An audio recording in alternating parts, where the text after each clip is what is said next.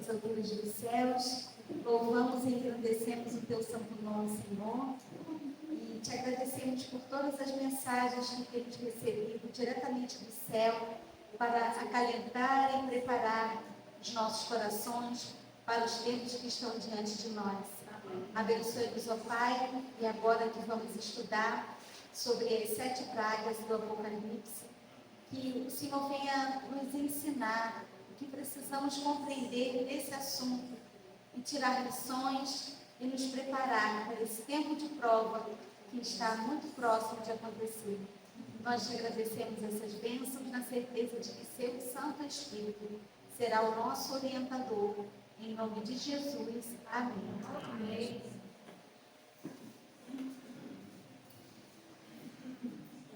Agora nós vamos estudar as 7 pragas do Apocalipse, também conhecidas como as 7 taças da ira de Deus. Nós vamos fazer em 2 partes, né, porque são um tema bem extenso, né, esse assunto. Nós vamos avançar aqui sobre esse tema. E que a gente precisa compreender que essas pragas, elas são eventos catastróficos, porque vai acontecer em pontos estratégicos do mundo. Algumas pragas serão universais, mas a maioria não, nós vamos ver isso. E elas simbolizam, na verdade, o julgamento divino sobre a humanidade. Não que Deus queira infringir algum tipo de sofrimento ao ser humano, mas é exatamente o resultado da rejeição da misericórdia do Senhor. Elas representam a consequência do pecado e da apostasia. Essas pragas são descritas como flagelos enviados por Deus em resposta à maldade e à injustiça no mundo. Só que a gente precisa entender o contexto dessas 7 pragas, em que momento que elas começam a cair sobre a terra. Olha o que fala o livro Eventos Finais, 242. Foi-me mostrado que os juízos de Deus não viriam sobre eles diretamente da parte do Senhor, mas desta maneira: eles se colocam além de sua proteção. Então não é que Deus queira infligir esse tipo de tortura a seres humanos, mas o ser humano vai chegar num ponto tal que vai ficar longe da proteção de Deus. E quando ele retira a sua proteção, o que acontece com os seres humanos? Eles ficam à mercê de quem? De Satanás e seus anjos. Vocês entenderam? Por isso que é indiretamente um flagelo enviado por Deus. Tem certas coisas na Bíblia que a gente vê assim: quando Deus permite certas coisas, e aparece na palavra como se ele tivesse feito, mas é por permissão. Então é exatamente isso. O Senhor adverte, ele corrige, ele repreende, ele ama, ele clama, ele adverte de uma forma tão tremenda, com um amor e carinho, mas indicando para nós um único caminho seguro. E então, se os que têm sido objeto de seu especial cuidado seguirem o seu próprio rumo, independentemente do Espírito de Deus, se depois de reiteradas advertências resolverem fazer sua própria vontade, ele não encarregará seus anjos de impedirem os decididos ataques de Satanás contra eles. Conseguiram compreender essa questão das pragas? Então ele apela, ele chora, ele conclama. Vocês conseguem definir um nome do caráter de Deus para caracterizar tudo isso? Apelo, advertência, amor, conclamando, misericórdia.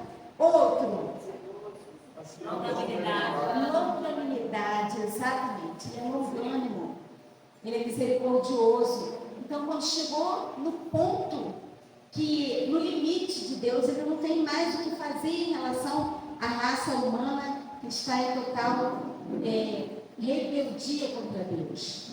Então, quando o anjo da misericórdia dobrar as asas, isso é terrível. O anjo da misericórdia está com as asas estendidas. Mas quando ele dobrar as asas e for embora, Satanás fará dos maus atos que por muito tempo tem desejado realizar. Tormentas, tempestades, guerras e derramamento de sangue. Ele se deleita nessas coisas, efetuando assim a sua colheita.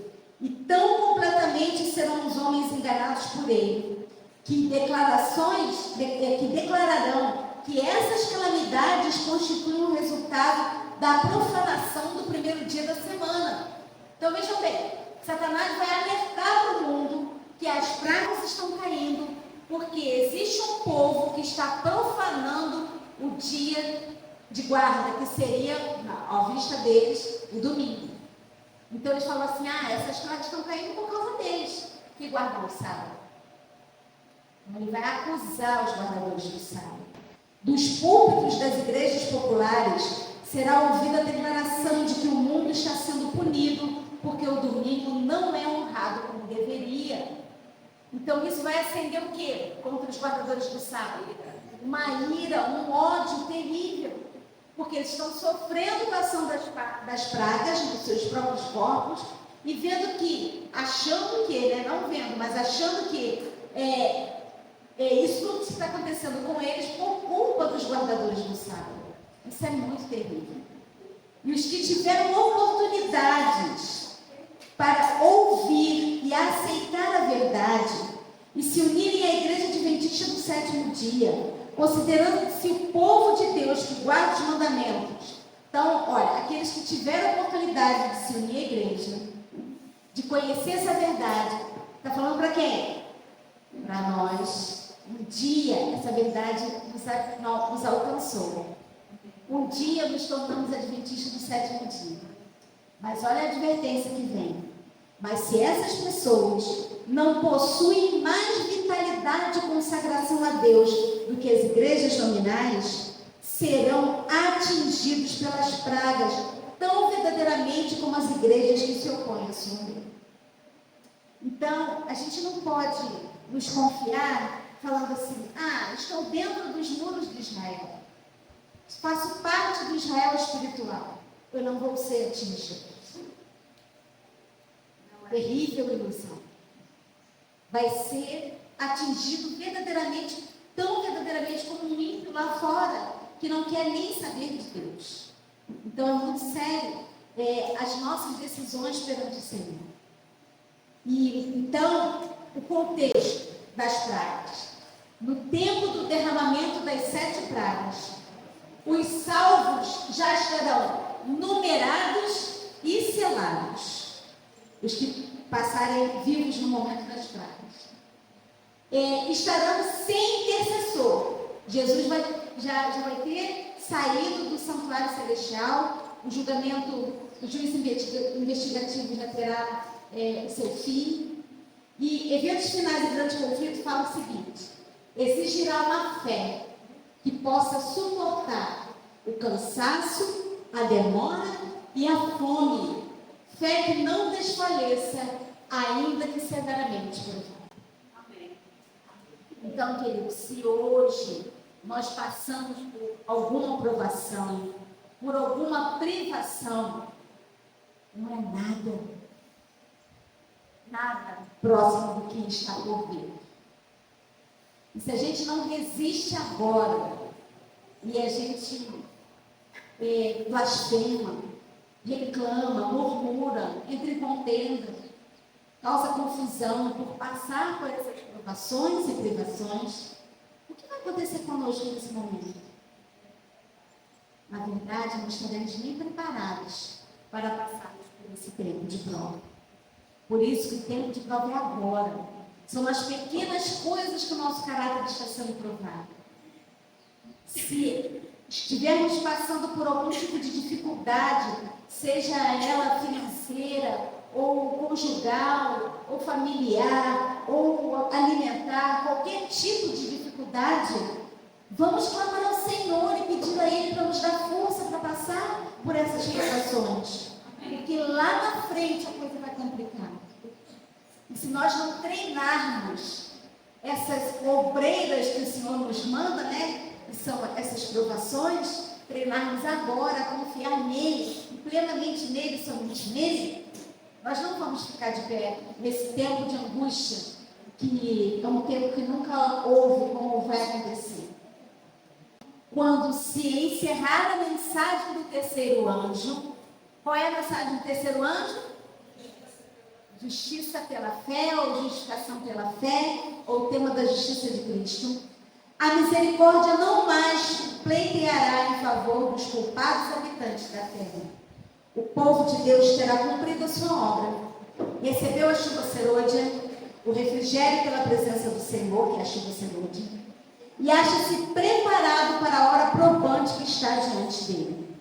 No céu, anjos apressam-se de um lado para o outro. Um anjo que volta da terra anuncia que a sua obra está feita. Quem é esse anjo que fala que a obra está feita? Gabriel. Mas que obra é essa que Gabriel faz? Término do selamento. Ele fala, acabou, selei todos. Aí o que ele vai dar ordem para quais anjos? Os 4 anjos que estão fazendo o quê? Segurando os 4 ventos. O que ele fala? Pode soltar. Nossa, é de arrepiar. Vocês lembram? Quando o povo de Deus não estava preparado, em 1888, Jesus viria logo 2 anos depois, em 90. Quando Jesus viu o povo dele não preparado, ele falou, Pai, meu sangue foi vertido na cruz por eles, não estão preparados, não vai ter ninguém pronto. O que Gabriel fala? Segurai. O Pai fala e Gabriel repete. Então os ventos foram seguros para dar tempo de mais gente ser selada. E deu tempo da gente existir e preparar. A nossa existência tem que ser de preparo. Porque se não tiver preparo, que serviu a gente vir nessa terra, nascer, viver e morrer? Era melhor que não tivesse nascido. Se nós nascemos para o fogo, é melhor que não tivesse nascido. Nós nascemos para sermos salvos. Nós nascemos para fazermos parte da última geração. Que privilégio. Que privilégio. Então, o anjo volta da terra e anuncia que a sua obra está feita. O mundo foi submetido à prova final. E todos os que se mostraram fiéis aos preceitos divinos receberam o selo do Deus vivo. Cessa então Jesus de interceder no santuário celestial. Levanta as mãos e com grande voz diz, está feito. E toda a hoste angélica depõe suas coroas ao fazer ele o solene aviso. Quem é injusto, faça injustiça ainda. Não tem mais como se salvar. Quem é sujo, suje-se ainda. Quem é justo, faça justiça ainda, porque não tem mais como se perder. Quem é santo, seja santificado ainda. Todos os casos foram decididos para a vida ou para a morte. Cristo fez expiação por seu povo. Apagou os seus pecados. O número de seus súditos completou-se. O que vocês entendem por completou-se? Quem? Os 144 mil. Então tem um número que precisa ser completado. Vou deixar o Ivan falar sobre isso. E o reino e o domínio e a majestade dos reinos, debaixo de todo o céu, estão prestes a ser entregues aos herdeiros da salvação. E Jesus deve reinar como Rei dos Reis e Senhor dos Senhores. Deixando ele o santuário, as trevas cobrem os habitantes da terra. E dentro do santuário, o que se enche? De quê? De fumaça. Mostrando o quê? Claramente. Acabou a intercessão. Terminou o juízo investigativo. Não temos mais advogado no céu. Acabou a expiação. Deixando ele o santuário, naquele tempo terrível, os justos devem viver à vista de um Deus santo, sem intercessor. Removeu-se a restrição que estivera sobre os ímpios. E Satanás agora, vejam bem, tem domínio completo sobre os que finalmente se encontram impenitentes. Terminou a longanimidade de Deus. O mundo rejeitou a sua misericórdia, desprezou-lhe o amor, pisando sua lei. Os ímpios passaram os limites de seu tempo de graça, e o Espírito de Deus, persistentemente resistido, foi por fim retirado. Retirado de quem? Dos ímpios. Agora vamos entrar nas pragas. Só que as pragas estão no Apocalipse 16, mas a gente precisa entender o contexto antes, né, em relação às pragas. Apocalipse 15:1 fala assim: eu vi outro grande e admirável sinal no céu.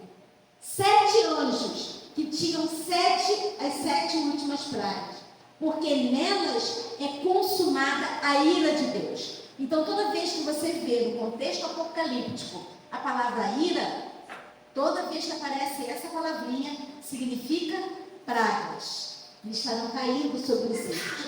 Então, o capítulo 15 é a introdução aos mais terríveis juízos do Todo-Poderoso que já afligiram ou afligirão a terra. Nós já vimos. É porque Deus se agrada de atingir seres humanos e fazê-los sofrer? Não.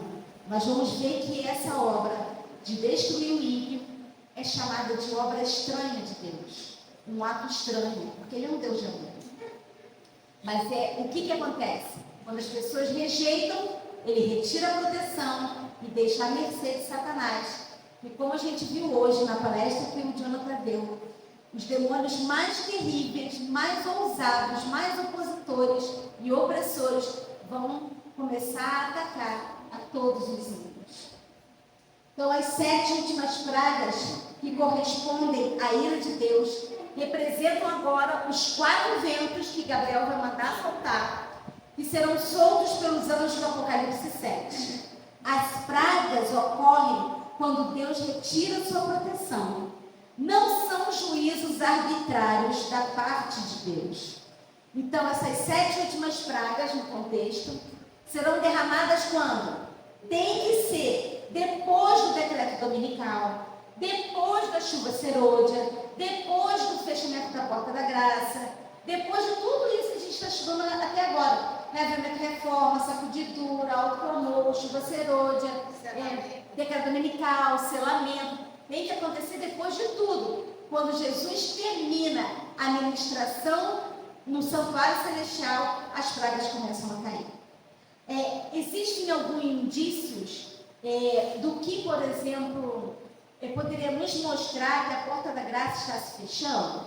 Porque nós não temos data para a porta da graça se fechar. A gente sabe que vai se fechar primeiro para nós. Porque quem não estiver sendo reavivado e reformado, e não ficar firme na sacudidura, e não receber a chuva serôdia, já está selado para o fogo, porque já desistiu. Sim. Quem? Oi? Isso. Pecou contra o Espírito. Então, mas nós sabemos que para nós fechamos. Mas para o mundo a gente não tem data. Quais os sinais, mesmo dentro do nosso meio, que mostram que a porta da graça está se fechando? Oi? Alguém lembra? O amor do homem esfriará. O amor de muitos esfriando é um ponto. Tem um bem peculiar que aconteceu num acampamento em Indiana em 1900. Vocês lembram? A irmã White falou que as coisas que aconteceram lá em Indiana iriam se repetir imediatamente antes do fechamento da porta da graça. E ela descreve o que seria a música dançante com tambores dentro da nossa igreja, né? O tambores hoje é equivalente à bateria, a música ritmada. O que mais? Isso, falso derramamento do Espírito Santo, aquele frenesi que aconteceu naquela época. Outra coisa que ela fala que não tinha um fio de verdade no tecido que aqueles fanáticos estavam tecendo lá em Indiana. E sério, porque o pastor Hessel, amigo da irmã White, ele estava lá e ele descreveu para ela tudo que ele viu. E ela mandou uma carta de volta para ele, falando todos esses detalhes. Carne santa, mas a natureza de Cristo pré-lapsariana. Eles pregavam que Jesus tinha vindo com a natureza de Adão antes da queda. E que por causa disso, Jesus não poderia ter a pós-queda, porque senão ele seria um pecador. A irmã White diz, com todas as letras, que isso era heresia. E o que está sendo ensinado hoje? Vocês estão vendo? Tem detalhes que Deus está mostrando que a porta da graça está se fechando. Jesus veio com qual natureza?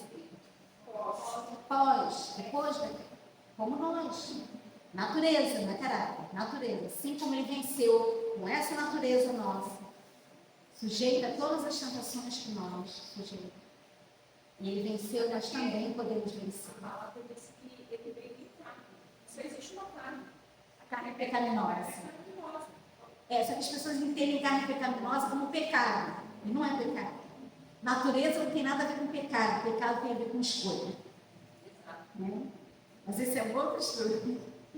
Mas é bem interessante, né? O mundo será dividido em 2 grupos. Não tem em cima do muro. Os selados de Deus e os selados da besta. Não tem. A mensagem do terceiro anjo chegará ao seu fim. Então, olha só, tudo isso antes das pragas. O povo de Deus terá completado a sua obra. Recebeu a chuva serôdia, estão todos selados, a porta da graça já estará fechada. Todos os casos decididos para a vida ou para a morte. Cristo fez expiação para o seu povo, apagou os seus pecados, o número dos súditos foi completado. E quando ele deixa o santuário, trevas cobrem a terra, e o Espírito Santo se retira dos ímpios. Olha esse texto de 1 Escritos 280. Era impossível serem derramadas as pragas enquanto Jesus oficiava no santuário. Por quê? Ainda estava a graça. E as pessoas não tinham sido totalmente todos selados, né? Então, era impossível a praga cair quando Jesus estava oficiando no santuário.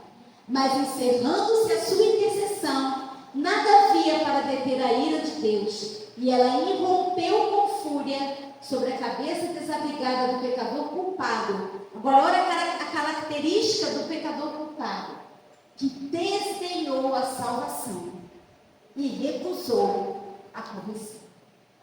Odiou a correção. Muito sério. Então, está falando para quem? Para aqueles de dentro da igreja que não deram crédito à salvação e odiaram ser corrigidos. Naquele tempo terrível, os justos devem viver à vista de um Deus santo sem intercessor. Agora vocês entendem por que não tem como continuar pecando depois que a porta da graça se fecha?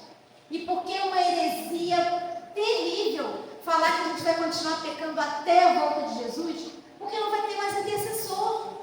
Não tem mais como continuar pecando. Como que você vai pedir perdão pelos pecados se não tem mais intercessor? Vocês entendem que o parar de pecar é agora? Porque você nunca sabe quando você vai viver até quando. Sim. Porque o dia que você morrer, você já perdeu A isso. porta da graça já se fechou. Exatamente. Já foi selado. Então tem que ser hoje. Tem que ser hoje. E outra coisa, o parar de pecar é antes do fechamento da porta da graça, mas eu digo antes ainda. É antes de receber o selo. Porque só vai receber o selo do Deus vivo quem parou de pecar. E só recebe a chuva? Oi? Quem está selado? Quem recebe o selo. Vocês estão vendo que uma coisa depende da outra? Apocalipse 15, 2, então fala: e vi um como um mar de vidro misturado com fogo. E também os que saíram vitoriosos da besta, da sua imagem, do seu sinal e do número de seu nome, que estavam junto ao mar de vidro, tinham as armas de Deus. João agora ele remete a uma visão celestial, já como salvos lá. E olha o que ele fala: Quem tinha as harpas de Deus nas mãos?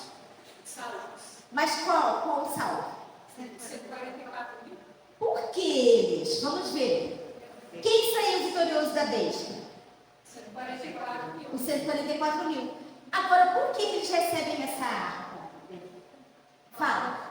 Quem entende que só eu tenho que saber. Exatamente isso que meu irmão falou. É um cântico que só eles sabem cantar, que é o cântico de Moisés e do Cordeiro. Agora, olha só, então, esse texto que Deus, meu irmão, se citou. E cantavam o cântico de Moisés, servo de Deus, e o cântico do Cordeiro, dizendo: grandes e maravilhosas são as tuas obras, Senhor Deus Todo-Poderoso.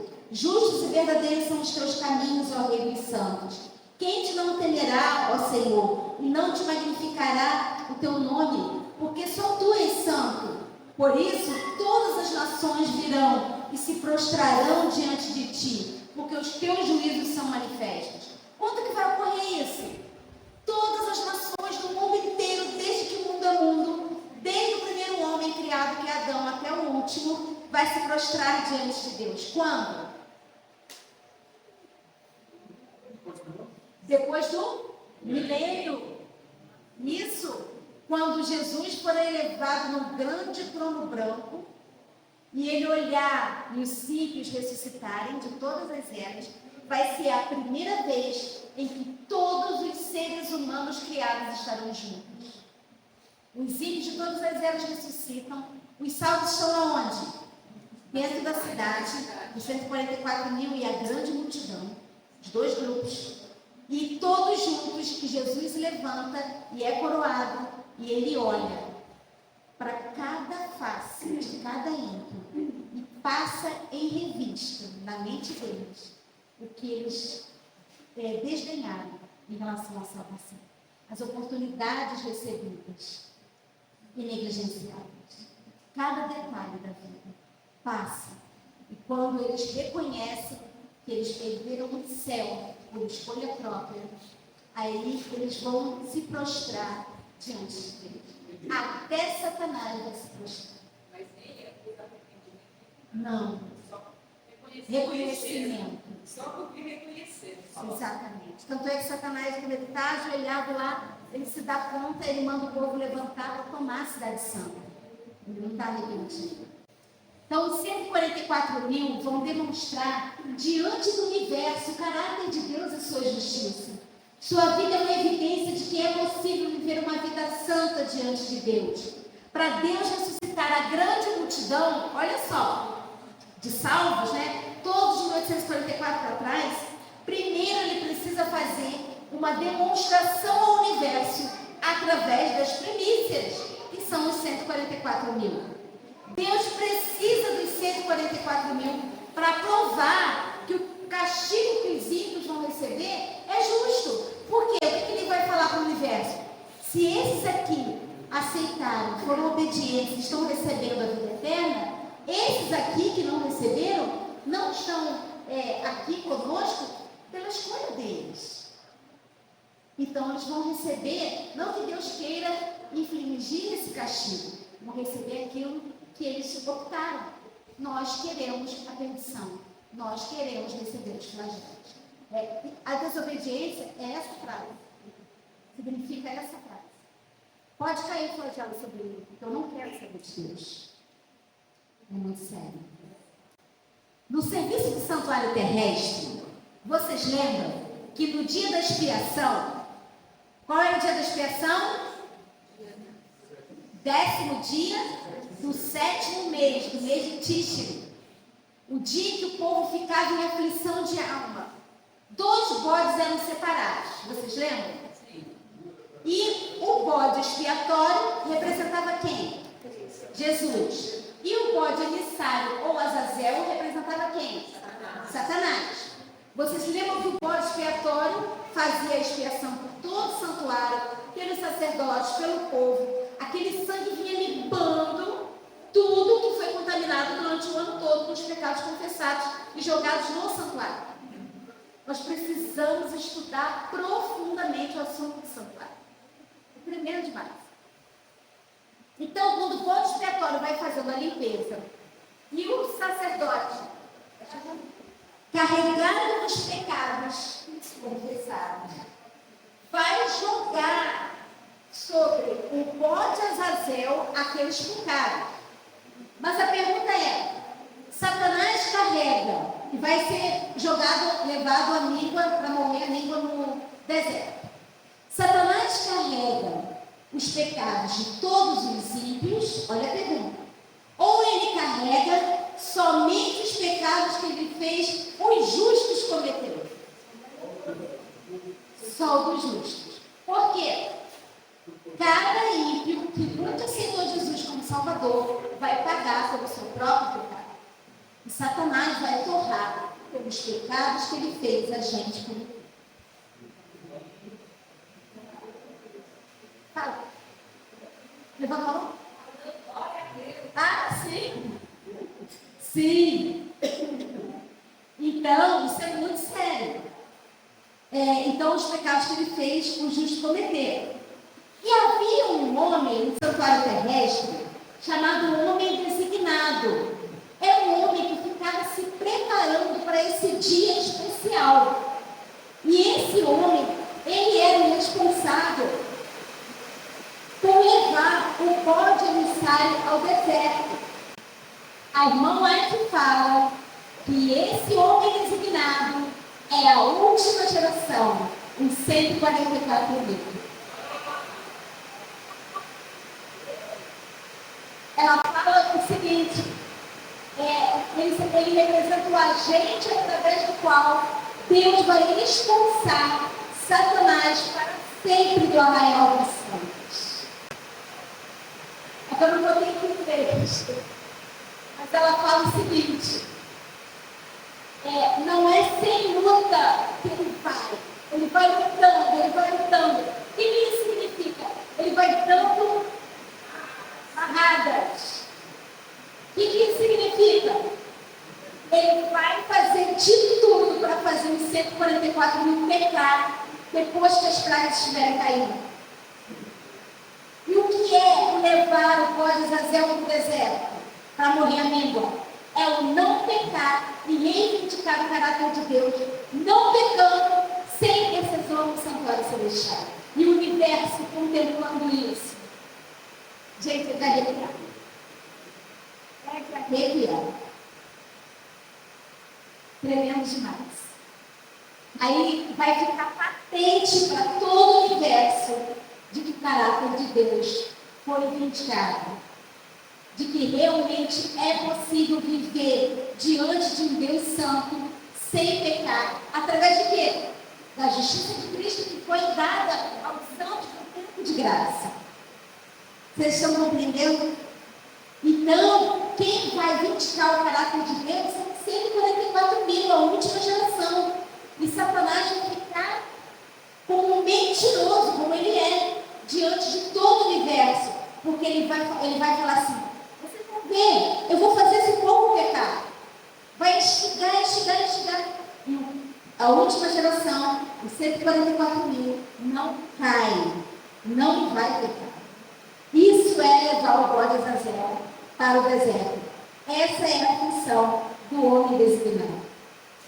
No Apocalipse 15, 6 a 8 fala: depois disso olhei e abriu-se no céu o santuário do tabernáculo do testemunho do céu. E saíram do santuário 7 anjos que tinham as 7 pragas, vestidos de linho puro resplandecentes e cingido à altura do peito com uma cinta de ouro. E um dos 4 seres viventes deu aos 7 anjos 7 taças de ouro, cheias da ira de Deus, que vive pelos séculos dos séculos. E o santuário encheu-se de fumaça. Vamos lá, encheu-se de fumaça. Respondam aí, o que é isso? Acabou a intercessão. Isso. Encheu-se de fumaça pela glória de Deus e pelo seu poder. E ninguém podia entrar no santuário enquanto não se consumassem as 7 pragas dos 7 anjos. Depois disso vi 4 anjos em pé nos 4 cantos da terra, retendo os 4 ventos da terra, para que nenhum vento soprasse sobre a terra, nem sobre o mar, e nem contra árvore alguma. Então, queridos, a mão refreadora do Espírito Santo ainda impede que a raça humana se autodestrua inteiramente. O mundo está difícil? Muito. Muito violento, muita guerra, muita maldade. Com o Espírito Santo aqui.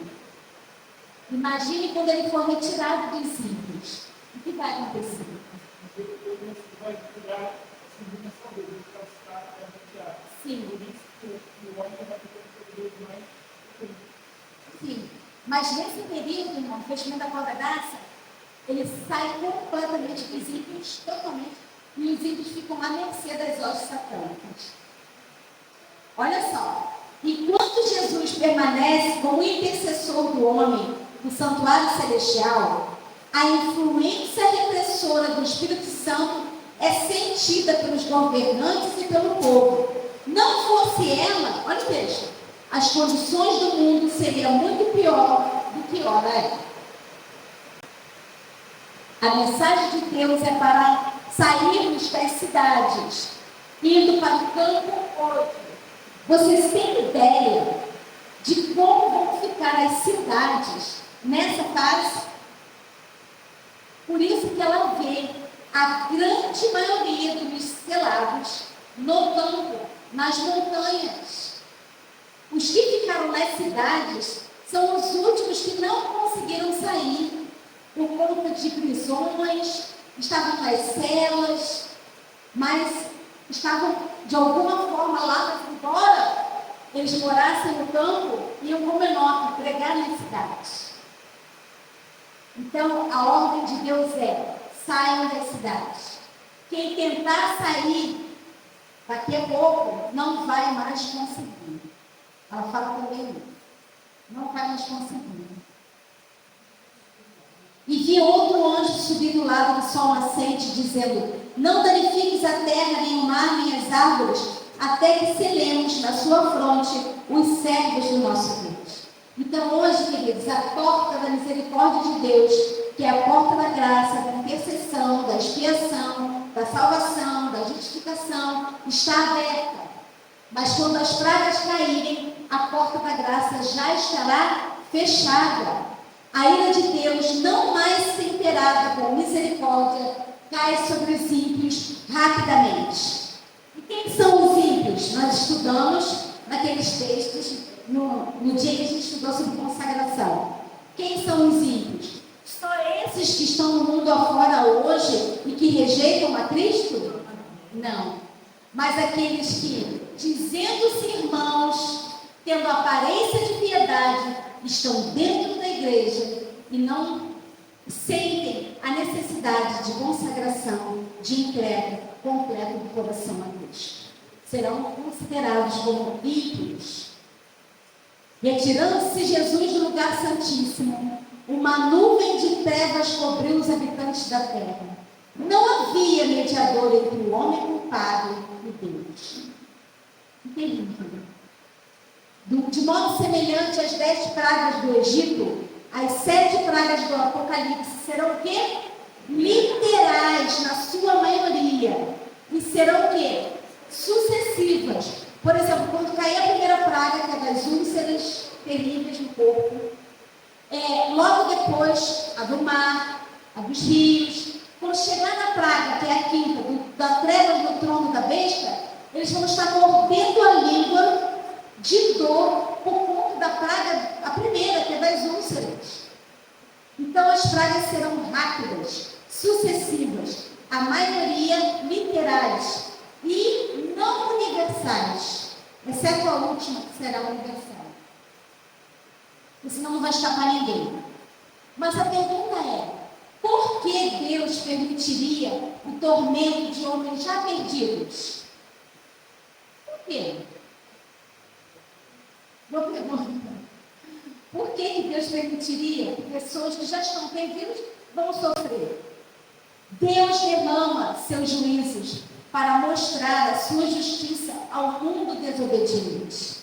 Isaías 28, 21. Porque o Senhor se levantará como no monte Perazim, e se irará como no vale de Gibeão, para realizar a sua obra, a sua estranha obra, para executar o seu ato, o seu estranho ato.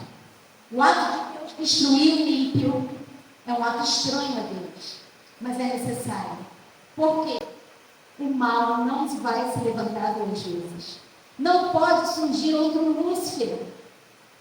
Vocês percebem que ao Deus confiar a nós, a última geração que vai estar de pé, para vivenciar tudo isso, Ele confiando a nós, revelar ao universo o seu caráter, Ele está colocando sim o trono dele em risco.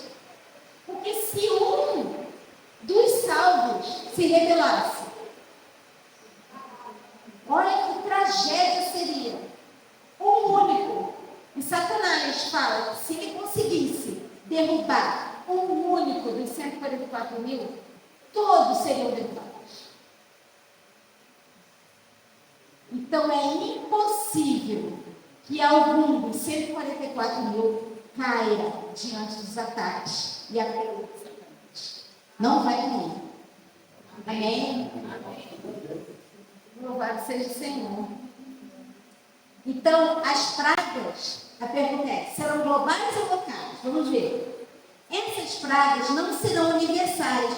Grande conflito 628. Ao contrário, os habitantes na terra seriam inteiramente exterminados. Então, as pragas vão ocorrer em alguns pontos do mundo, não em todos. Ouvi, vinda do santuário, uma grande voz que dizia aos 7 anjos: ide e derramai sobre a terra as 7 taças da ira de Deus. Então vamos ver agora a primeira praga que caiu sobre a terra. Então foi o primeiro anjo e derramou a sua taça sobre a terra. E apareceu uma chaga ruim e maligna nos homens, que tinham o sinal da besta e que adoravam a sua imagem. Então, o que eu falei para vocês?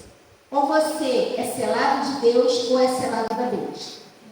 Se você não receber o selo do Deus vivo, vamos parar para raciocinar. É duro o que a gente vai falar agora. É difícil. Mas nós somos quantos milhões de adventistas em todo o mundo? 22 a 23 milhões. Quantos serão selados? 144 mil. Vou deixar para o Ivan essa questão. Vou deixar para o Ivan essa, porque a questão do simbólico e literal já está para trás. Nós sabemos que o número é literal. Nada de pedir ajuda para o universitário. Nada. Vou deixar para ele. Agora vocês pensem. Se só vai haver selados com o selo do Deus vivo ou com o selo da besta, o que vai acontecer com a massa? Apostasia. Apostasia. É triste. É terrível isso. Então, as pragas vão cair sobre todos aqueles que, de alguma forma, vão receber o sinal ou o selo da besta e o número do seu nome e adoravam a sua imagem. E essa praga das chagas, ela atinge os adoradores da besta, portadores do seu sinal. Esse flagelo não será universal, só os que foram advertidos contra a besta e não atenderam aos apelos serão atingidos. Serão úlceras extremamente dolorosas e malignas em todo o corpo. Quando a gente sofre um machucadinho, uma feridinha na perna, já fica doendo, fica pulsando, fica incomodando. Imagina úlceras em todo o corpo, que vão ser extremamente dolorosas. É o termo grego que foi usado para João descrever essas úlceras, foi a palavra helkos, que significa chagas insuportáveis, penosas e severas. Não é uma feridinha. Sim, como se estivesse inflamado. antes das pragas caírem, o mundo então estará dividido em dois grupos. Os que têm o sinal de Deus, qual é o sinal de Deus? Ezequiel 20, o sábado. E os que têm o sinal da besta, Apocalipse 13, 16 a 18. Que quando as pessoas estiverem conscientes, receberão, que é o domingo. As pragas testificam o poder e a autoridade de Deus sobre aqueles que ousaram desafiá-lo e desobedeceram. O Egito também sofreu essa praga das úlceras malignas, que foi a sexta praga. A segunda praga, então, vão memorizando. A primeira praga que cai sobre a terra são as úlceras malignas. A segunda praga cai sobre o mar. O segundo anjo derramou a sua taça no mar, que se tornou em sangue como de morto, e morreu todo o ser vivente que estava no mar. Então, o que vai morrer do mar? Os peixes, os crustáceos, as algas marinhas, todo ser vivente, todos os animais, a flora, a fauna, tudo que tiver no mar. O mar se transforma em sangue, na cor, no odor, na consistência. Acaba o alimento marinho. Não será universal, mas atingirá grandes oceanos da terra. As cidades litorâneas sofrerão com a falta de alimento. Esse flagelo tem o objetivo de mostrar o desagrado de Deus com respeito ao plano de Satanás, reunir todas as nações sob seu controle. Daí a gente vê que realmente não tem mais por que o povo remanescente comer qualquer coisa de origem animal. Nós não podemos depender em nada dos animais para o nosso sustento. E o terceiro anjo agora vai cair sobre o quê? Os rios.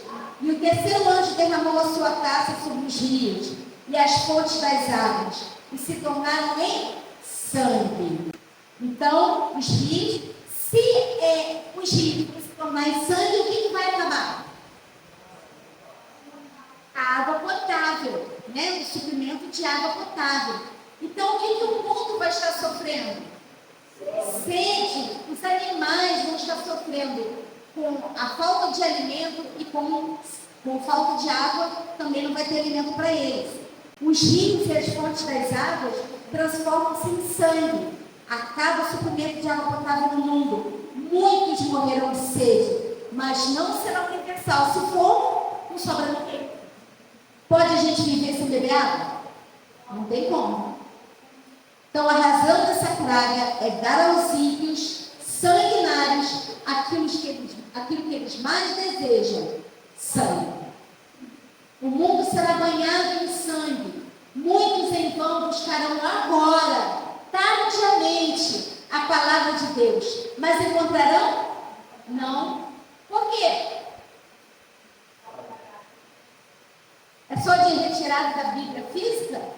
Não vai ter o Espírito Santo para convencê-los. Amós 8 fala assim: eis que vem dias, diz o Senhor, em que vierem fome sobre a terra, não fome de pão nem sede de água, mas de ouvir a palavra de Deus. Correrão de uma parte a outra, buscando a palavra, para tentar encontrar uma resposta para essa praga, mas não encontrarão.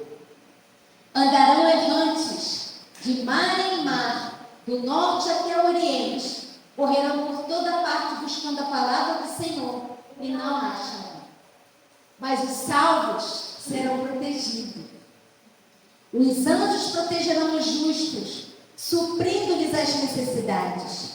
Para aquele que anda em justiça, é esta a promessa: o seu pão lhe será dado, as suas águas lhe serão certas. Eu, o Senhor, os enviarei. Eu, o Deus de Israel, não os desampararei. Será para nós, então, tempo de confiar inteiramente em Deus, e Ele nos sustentará. Vi que nosso pão e nossa água serão certos nesse tempo, e que não teremos falta nem padeceremos fome, pois Deus é capaz de estender para nós uma mesa onde? No deserto.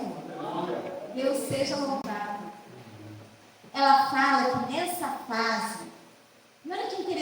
interessante. Pena que eu não botei esse texto, porque senão os slides vão ficar muito extensos. Ela fala que nessa fase, não agora, mas nessa fase, que eles vão estar passando, né? Nós estaremos passando, em nome de Jesus,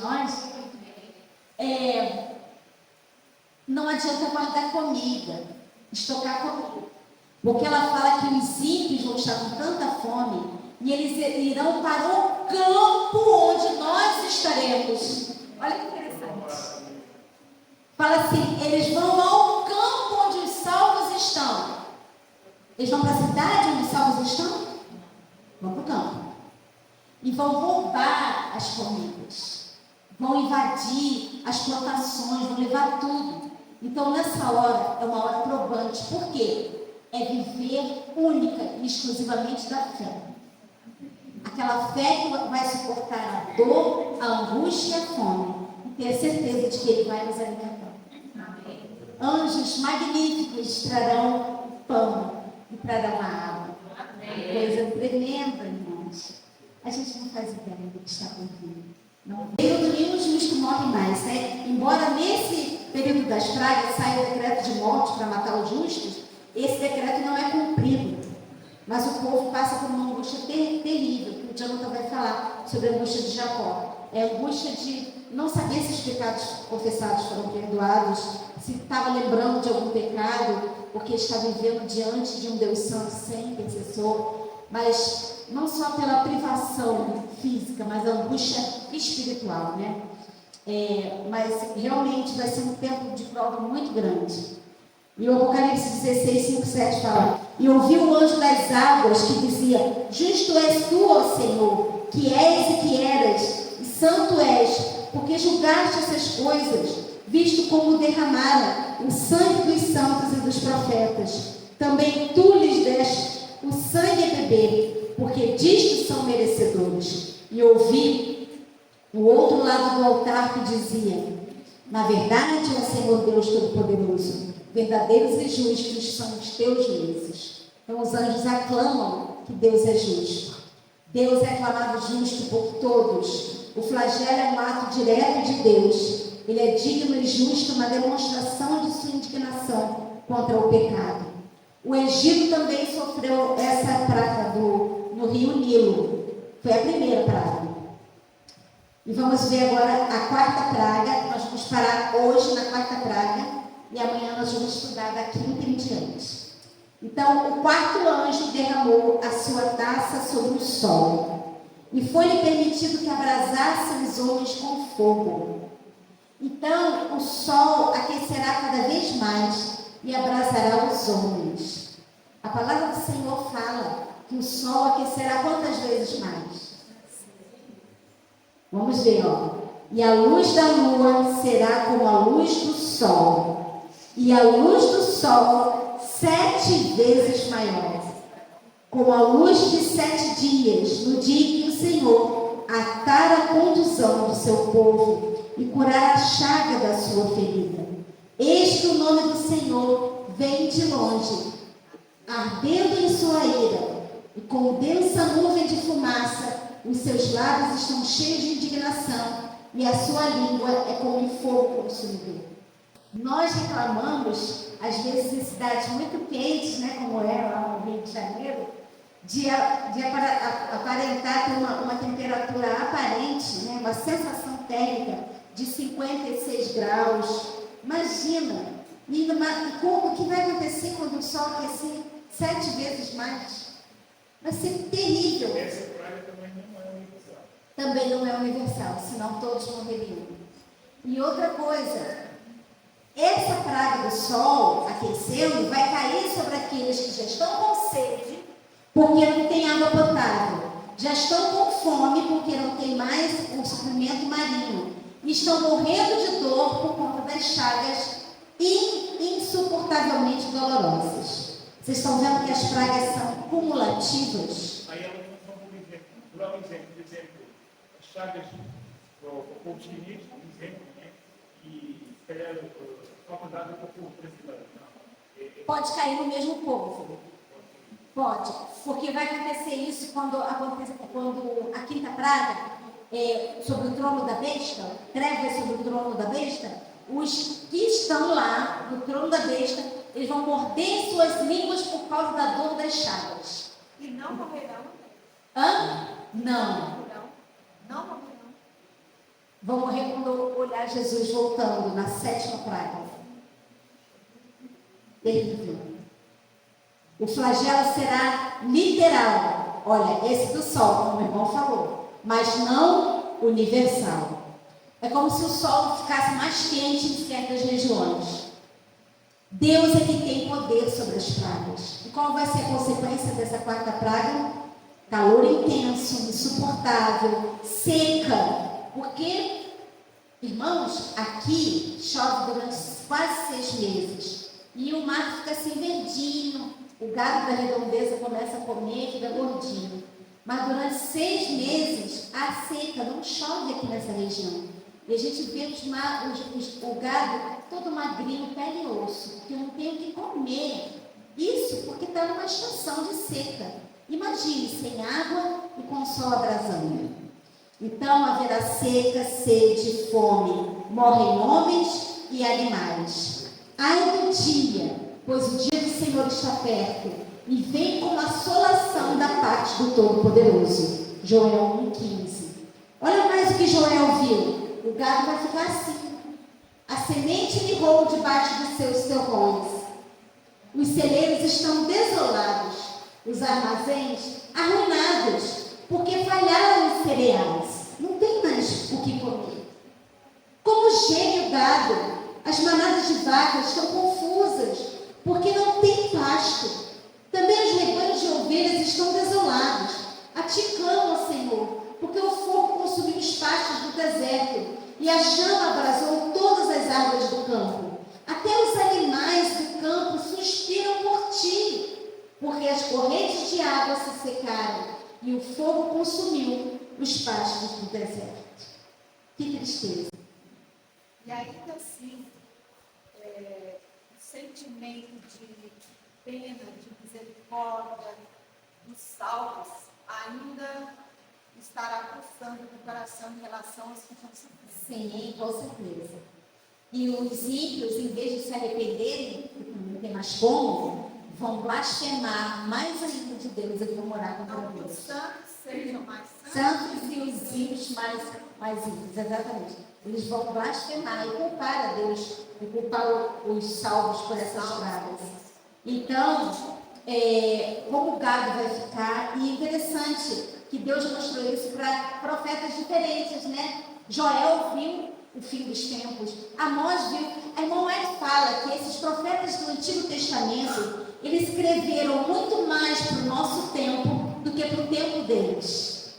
Ela diz isso, que eles escreveram mais vislumbrando o futuro que iria acontecer. Olha de novo Joel. O campo está assolado e a terra chora, porque o trigo está destruído, o mosto se secou, o azeite falta. Envergonhai-vos, lavradores, uivai, vinhateiros, sobre o trigo e a cevada, porque a colheita do campo pereceu, a vide se secou, a figueira se murchou, a romeira também, e a palmeira, e a macieira, sim, todas as árvores do campo se secaram, e a alegria esmoreceu entre os filhos dos homens. Vai haver fruta? Olha ele citando aqui as árvores frutíferas que morreram. Amós 8 também fala, mas os cânticos do templo serão gritos de dor naquele dia, diz o Senhor. Por que dor? Fome, sede, úlceras.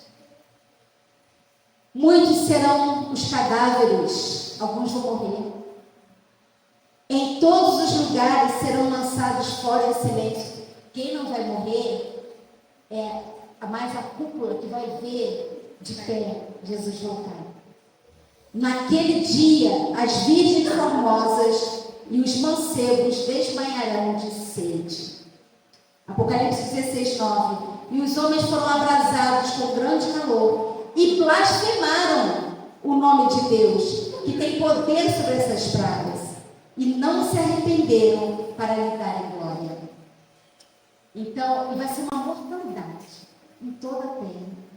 Vai ser terrível.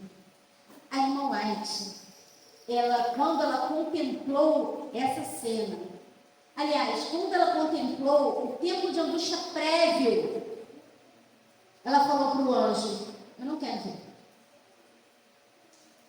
Eu não quero ver, eu não estou aguentando contemplar. Eu estou parafraseando, né, o que ela falou. Aí o anjo falou: é necessário, escreva. Ela não suportou. Vai ser terrível, terrível. Os ímpios culpam a Deus pela sua miséria e sofrimento. Blasfemam e não se arrependem. Por quê? Porque o Espírito Santo já será retirado da terra, mas em relação a eles, tá? Para eles. Então, amanhã a gente continua a partir da quinta praga. Mas o que eu quero deixar aqui de alerta para nós é que realmente nós não temos ideia do que está por vir.